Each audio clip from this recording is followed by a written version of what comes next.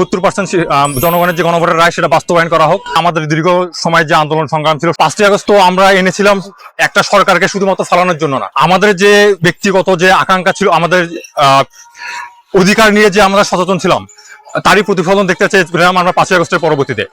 এবং 5ই আগস্টের পরবর্তীতে শুধুমাত্র একটি সরকারি না, বিএনপি না, জাতি, দল, মত, ধর্ম, বর্ণ সবাই আমরা চেয়েছিলাম যে আমরা একটা নতুন বাংলাদেশ দেখতে চাই। তো সেটার পক্ষে, সেই গণভোটের পক্ষে এবং জুলাই সনদের পক্ষে আমার মনে হয় না শুধুমাত্র একটি দল, সব দলই এখানে মতামত দিয়েছিল এবং সব দলই এই জুলাই সনদের পক্ষে ছিল। স্বয়ং প্রধানমন্ত্রী তারেক রহমানও বলেছিল আপনারা জুলাই গণভোটে হ্যাঁ দেবেন। তো 70%-এর যে রায়, সব দলমত নির্বিশেষে যদি এটা চেয়ে থাকে, তবুও কেন এটা বাস্তবায়ন করা হচ্ছে না এবং কোন শক্তি বলা এটা বাস্তবায়ন করা যাচ্ছে না, এটা এখন প্রশ্ন থেকেই যায়।